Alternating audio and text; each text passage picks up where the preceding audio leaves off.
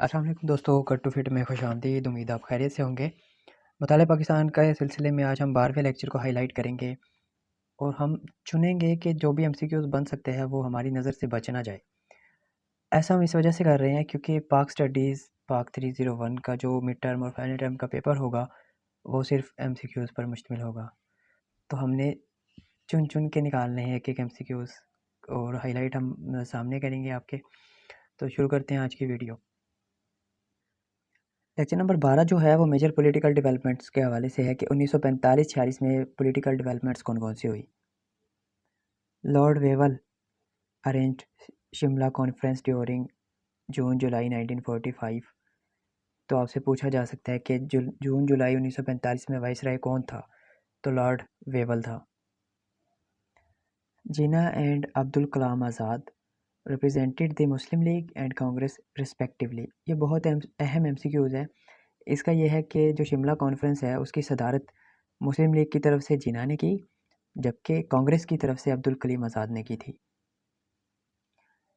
Maulana Azad claimed Congress as sole representative party of all peoples living in India.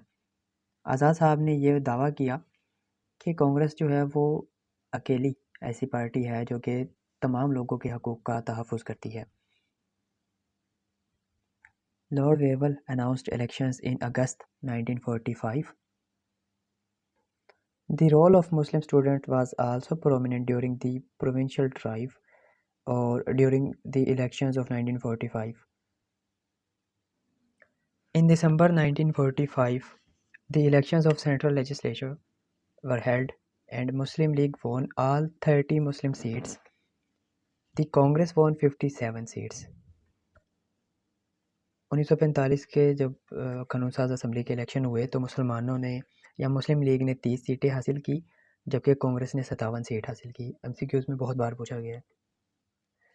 Provincial elections were held in February 1946 and the results were Muslim League won 79 seats out of 86 in province Punjab, and in province Bengal Muslim League won 113 out of 119. In Sindh Muslim League won 28 seats out of 35, and in NWFP 17 seats of 38 Muslim seats were won by Muslim League. तो ये numbers आपको अच्छे से याद होने चाहिए कि पंजाब में कितनी सीट हासिल की, सिंध में, बंगाल में। एमसीक्यूज़ में पूछे गए। Muslim League formed its ministry in Sindh. तो इन इलेक्शंस के नतीजे में सिंध में मुस्लिम लीग ने अपनी मिनिस्ट्री कायम की। उसके बाद जो NWFP था उसमें मुसलमानों की जो कारकर्दगी थी मुस्लिम लीग की वो कुछ खातिर खा अच्छी नहीं थी, तो वहाँ पर खुदाई खिदमतगार ने अपनी मिनिस्ट्री कायम की NWFP में। जबकि बंगाल में जो मिनिस्ट्री कायम की थी वो मुस्लिम लीग ने की थी और यूनियनिस्ट 20 पार्टी के साथ मिलके बनाई थी। अब जो पंजाब था उसमें कांग्रेस ने अपनी हुकूमत कायम की, मिनिस्ट्री कायम की, और कांग्रेस में जो थे वो खिज़र हयात दीवाना। उसके बाद है cabinet mission. Cabinet mission March 1946 को आया था बड़े सगीर। On April 1946 all the newly elected Muslim members pledged in Delhi Convention to shatter the Hindu dream of united India. In second Shimla Conference, which was held in May 15, 1946, the Muslim League wished two legislative assemblies while anti-Muslim League political parties favored strong center. यहाँ पर जो याद रखने वाली चीज़ है वो ये है कि सेकेंड शिमला कॉन्फ्रेंस कब हुई, जो कि 15 मई 1946 को हुई थी, और उसके अलावा जो एंटी मुस्लिम पार्टीज़ थी वो स्ट्रॉन्ग सेंटर को फेवर कर रही थी, जबकि मुस्लिम लीग जो है वो 2 लेजिस्लेटिव असम्बलीज़ को फेवर कर रही थी। ये याद रखने वाली चीज़ है यहाँ पर। रिकमेंडेशंस ऑफ कैबिनेट मिशन मई 1946। ये जो मिशन आया था कैबिनेट मिशन, जो कि पीटर लॉरेंस और स्टेफन क्रिप्स इनकी ज़ेर सदारत जो मिशन आया था, इसकी रिकमेंडेशंस क्या थी। उसमें सबसे अहम जो रिकमेंडेशन जो पूछी गई है वो ये है कि centre to deal with foreign affairs, defence, communication and taxation. तो आपसे पूछा जाएगा कि ये किसकी ज़िम्मेदारी थी, तो ये सेंटर की ज़िम्मेदारी थी, टैक्सेशन की, कम्युनिकेशन की, डिफेंस अफेयर्स की। उसके बाद जो रिकमेंडेशन में एक अहम पॉइंट है वो ये है कि provinces will be divided into three groups,